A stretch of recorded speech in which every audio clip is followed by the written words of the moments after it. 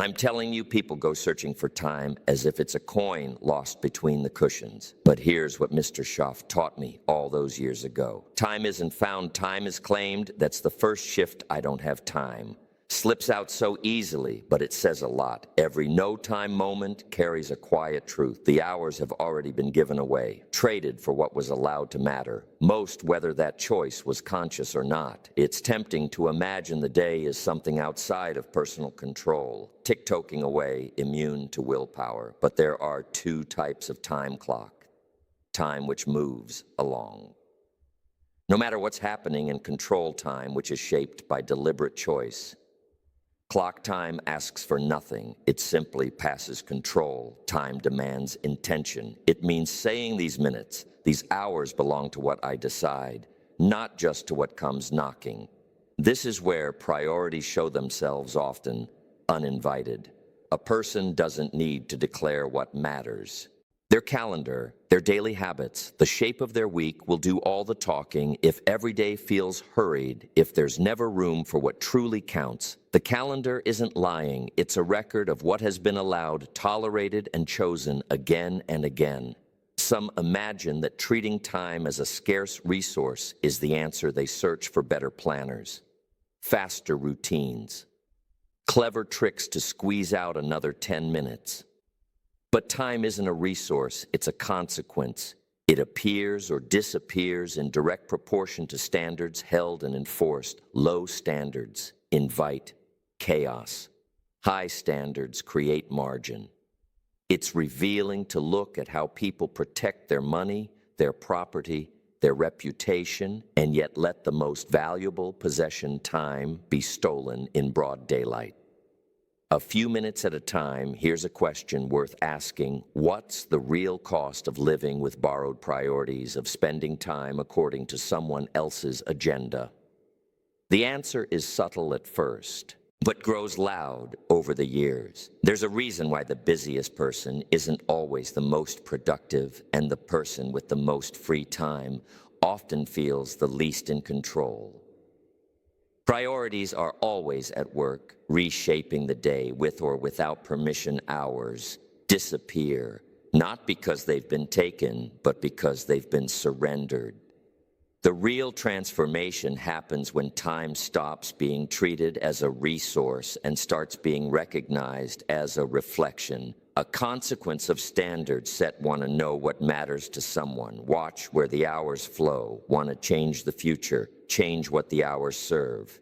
So consider this a turning point. From now on, every time I don't have time rises up. Challenge.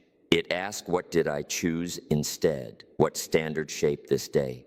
Only then does control begin and opportunity show up for the person who's ready to claim it. If time slips away so quietly, the next question is where it actually goes. Most believe their time leaks in dramatic ways. Missed appointment here, an unexpected crisis there. But time loss is rarely accidental. It's structural, built into the habits and systems. A person lives by often without ever noticing. There's a hidden world of drains that most overlook. Transition time for one. Moving from one task to another, the mind drifts, settles, then finally gets started. 5 minutes lost, here 10 there. Recovery time is another after a difficult conversation, a challenging meeting, a piece of bad news. How long does it take before attention returns? Many waste more hours recovering than they ever do in direct work. And then there's indecision. Nothing will rob. A day faster than sitting at the crossroads, hesitating. Second-guessing, rehashing options until enthusiasm wears thin and energy is gone. Not every drain is obvious. Emotional avoidance has a cost. A mind running from a difficult decision. A person dodging the discomfort of the next right step. Low-value tasks pile up because they're easy, familiar, unthreatening, but these activities consume prime real estate on the calendar. While the work that moves life forward keeps getting postponed. It's not the big dramatic interruptions that drain the week. It's the small, persistent ones that hide in plain sight. Business disguises waste better than anything else. A jam-packed calendar can look impressive. But activity isn't the same as achievement. Many spend days rushing from one obligation to the next, believing that movement equals progress, but when evening comes, they wonder why so little seems to have changed. There's power in seeing the reality, not just the intention. Here's a challenge set aside, the theories and hopes for a week. Conduct a 7-day reality audit, not just what was planned, but what actually happened. Record the start and end of each block of time. No matter how minor, write down when work truly began, when the mind wandered, when the television took over, when focus was lost.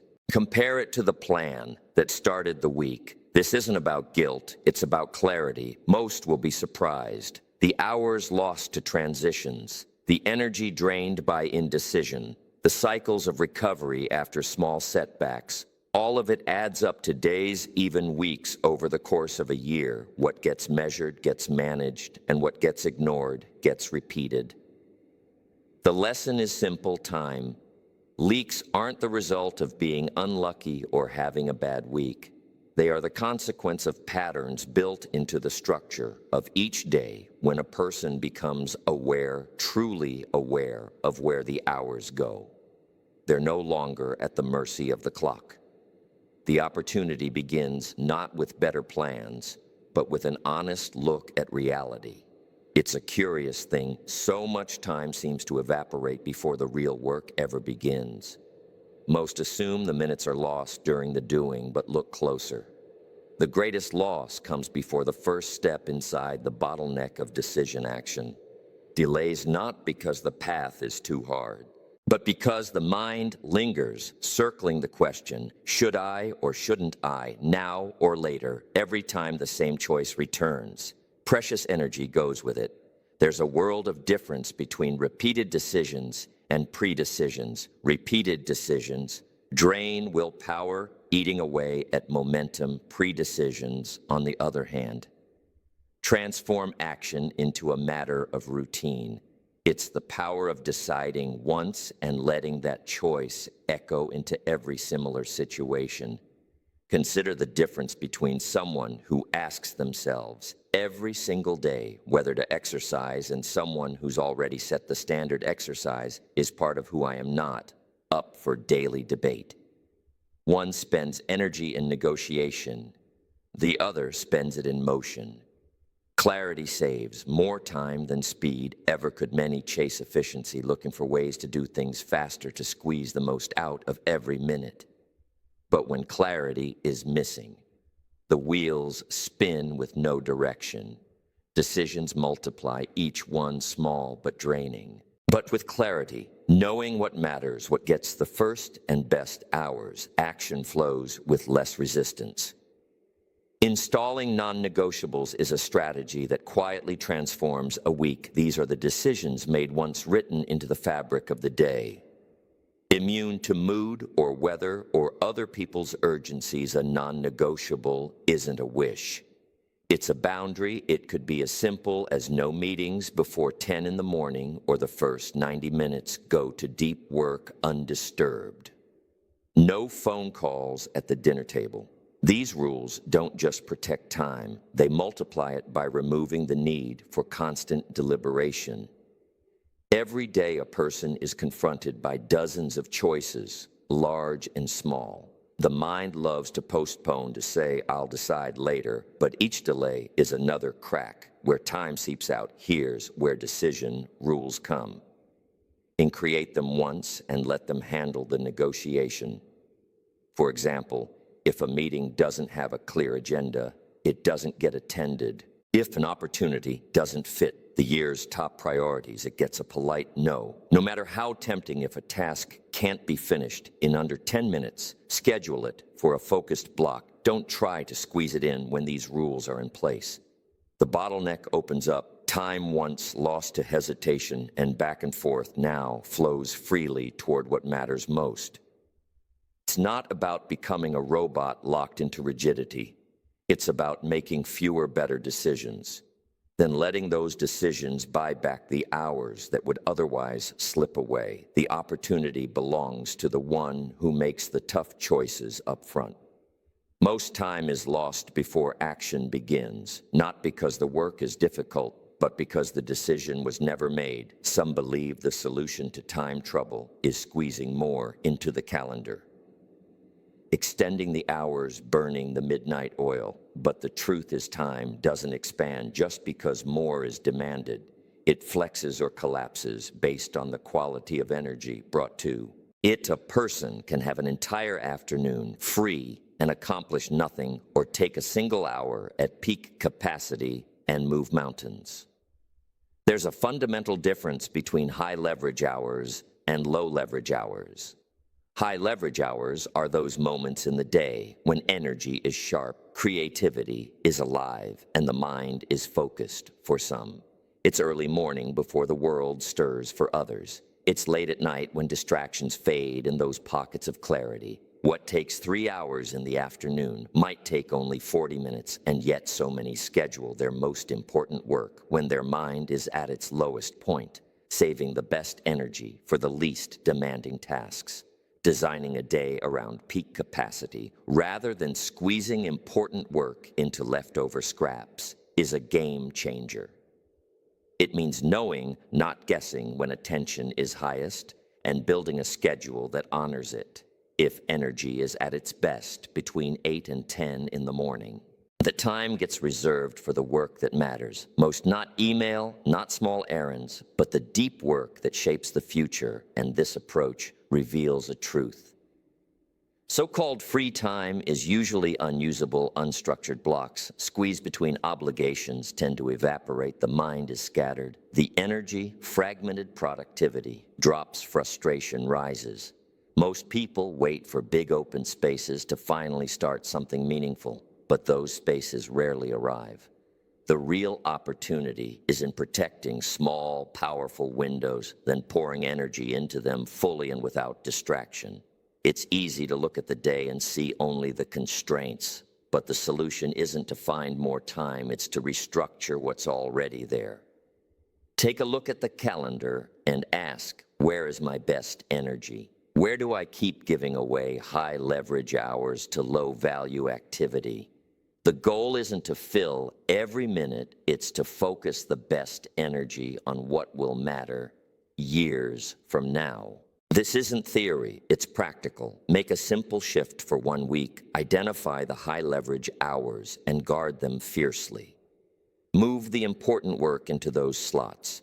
Let the rest of the day absorb the smaller routine tasks. Most will be surprised at how much can be accomplished, not by adding hours, but by protecting energy. The opportunity is not in working longer, but in working smarter. Time stretches for the person who brings energy, intention, and focus. When the day is built around peak capacity, even the busiest schedule opens up, and the sense of being overwhelmed starts to fade. You see, there's a strong temptation in this age to believe that the answer to a crowded, chaotic schedule is more skill, more technology, or a better system. But the real breakthrough comes not from managing more, but from carrying less.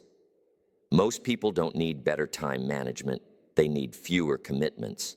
Look closely and you'll see how obligations accumulate like clutter in a storeroom. Every yes given too quickly, every favor promised without a pause, every invitation accepted without a moment of reflection over time. These pile up and the weight isn't obvious. At first, it's a few extra meetings here, a minor responsibility there, but add them together and suddenly there's no room left for anything new or meaningful. It's easy to underestimate the cost of saying yes too cheaply. Every time a person commits to something out of habit, politeness, or guilt, they write a check from the only account that can never be refilled, their time. These small withdrawals don't always feel urgent, but they add up to something significant. The loss of opportunity for what could move life forward. Here's the practice before adding. Start by subtracting. Conduct a simple exercise, a commitments purge, lay out in black and white. every standing obligation, what stops immediately, without real loss, what gets reduced to free up the best hours, it's not always comfortable. But comfort isn't the goal. Clarity is the strongest structures are those with clean lines, not cluttered corners. Some will discover that a third of what fills their week could be trimmed with no real consequence. Low return obligations, the meetings with no outcome, the projects that go nowhere, the favors that drain more than they give, these are the first to go. Each commitment removed is not just time reclaimed, it's space made for something higher, something chosen rather than inherited. This is the true power of subtraction. Most people fear that letting go means missing out. But the opposite is true. Saying no to what doesn't matter is how space is made. For what does the person who protects their time with the same seriousness as their money or reputation is the one who finds margin, focus, and eventually progress. Try it for the next week. Make a list. What commitments end now? Which ones shrink to match their true value with each item removed? Notice what returns, not just hours, but energy, clarity, and the ability to steer the day with intention. The calendar doesn't lie when the clutter falls away. Opportunity finds the person who is ready. What follows may look like a secret, especially when observing those who seem to have time to spare even as the world spins in chaos. But the explanation isn't better tactics or fancier planners, it's the standards. They hold standards, create the margins where time appears, set the bar low, and the day fills with clutter and compromise. Raise the standard, and time suddenly shows up where it never seemed to exist. It's important to understand the difference between minimum standards and aspirational goals. Minimum standards are the non-negotiables, the absolute baseline of what's allowed and what isn't. They are not dreams or wishes, they are enforced lines that define how each day unfolds. For some, it might be never missing a family dinner. For another, it could be refusing to check email before a certain hour. These standards aren't about perfection, but about consistency. Aspirational goals, on the other hand, are what stretch and inspire, but they don't hold the day together. Goals without standards create a life of hope and disappointment. Standards without goals can lead to stagnation, but when strong minimum standards are in place, each day starts to align with purpose, not just good intentions. Raising standards does something remarkable. It reduces decision fatigue when life is built on clear rules. This is what happens. This is what never happens. The mind is freed from constant negotiation. Each decision takes energy, and every option that must be weighed drains the capacity for meaningful action. The disciplined person seems to have more time, not because the day is longer, but because fewer hours are lost to indecision and regret. A simple framework emerges. Standards lead to habits, and habits lead to time control. When high standards are set and enforced, the right habits begin to form, naturally show up. Do the work, say no to distractions, repeat over time. These habits create a structure where time is protected, priorities are honored, and progress becomes inevitable. Notice how disciplined people walk with a quiet confidence. They aren't rushing, always behind, apologizing for being late.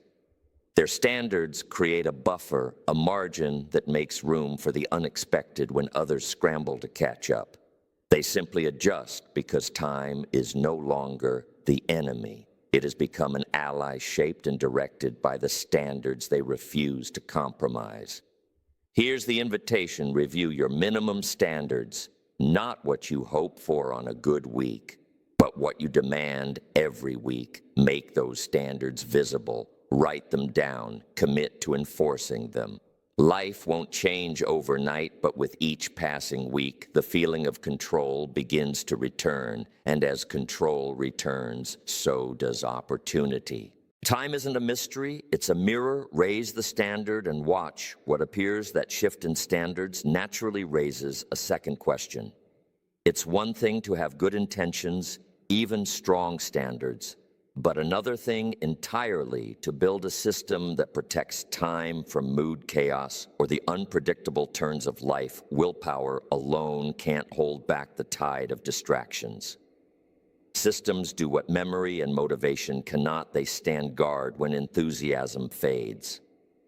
The strongest system isn't complicated. It's not about color-coded charts or minute-by-minute tracking. Simplicity is the goal. A weekly structure, visible, clear, and easy to defend. When the week has a backbone, a person can bend without breaking. The system is there, rain or shine, good days or bad. Here's what you do: begin with the week, not the day. Look at the entire stretch. Where do the important priorities fit? What gets the first and best blocks of time? Protect these anchor points, then let everything else flow around them. The most effective people don't micromanage. Every hour, they make a few key appointments with themselves and keep them as if they were meetings with the most important person in the world, because they are. You see, buffer zones are the secret weapon of any good system. Most schedules fail, not because they're too loose, but because they're too tight, leaving no margin for the unexpected. A meeting runs over, an urgent call interrupts, energy dips lower than expected. When buffer zones exist, recovery is built in. The day absorbs the shock rather than falling apart. Making time visible changes the game. When the week is mapped out on a page on a wall, wherever it's seen, daily commitments can't hide. Blind spots are exposed. The creeping spread of small tasks and hidden obligations becomes obvious. Time can be defended only when it's seen. This is where the personal time architecture comes in. It's not a rigid cage, but a flexible framework. A weekly template place, the non-negotiables. First, mark the high-leverage hours. Carve out buffer zones. Leave some white space. The system is personal, tailored to strengths, energy, and real life demands with a simple structure. In place, time starts to feel less like a current dragging a person along and more like a resource flowing in the right direction. No more scrambling to catch up. No more regret at week's end. Instead, there's a sense of calm. Time is visible, commitments are defendable, and opportunity finds its place in the open spaces. A good system doesn't require perfect days. It only needs to withstand the strain of real life. When someone takes time seriously enough to build this kind of structure, the result isn't immediate perfection, but gradual alignment. Week after week, more of life begins to fall into place. That progression leads to a simple but powerful truth. Your calendar is a mirror. Every week, every appointment, every blank space, and every overfull day reflects not just what was done, but who you were becoming in the process. The stories told about being busy, or the reasons given for not having enough time, may sound convincing to others, but the calendar tells the real story. Time doesn't lie, it records now. Look, this is not about judgment, it's about clarity. The hours given to what matters. The space protected for growth, the commitments trimmed away, all of it adds up. Look at the calendar and see, not just a list of events, but a record of priorities, values, and standards. When there's alignment, life flows with less resistance. When there's a gap, frustration rises, and so does the sense that opportunity is always just out of reach. There's a satisfaction that comes from finding time, not because it was stumbled upon, but because it was created. Opportunity always favors the prepared. When standards are raised, when distractions are cut, when decision rules are installed, the hours needed for growth and progress begin to appear, not by magic, but by method. Consider what happens when time aligns with intention. Relationships deepen, work becomes more meaningful. Energy rises, stress falls away, replaced by a quiet confidence that there is room for what matters. The feeling of always running behind fades, replaced by the certainty that whatever comes, the essentials have been given their due. The search for more time ends where standards begin. Look in the mirror of the calendar and ask, what does this reflect if the answer brings pride? Keep building if it brings discomfort. Remember, change is always possible. One decision at a time. The path is not to squeeze more from every minute, but to direct every minute toward a life chosen, not inherited. Time is the great equalizer. It belongs to no one and to everyone, but it yields its treasures only to those who prepare, who build, who hold the line on what matters most. The hours are there, waiting to be claimed. Let the days ahead be a reflection of new standards, new clarity, and a new commitment to the life that is possible when time aligns. Life follows. That is the invitation, and that is the reward.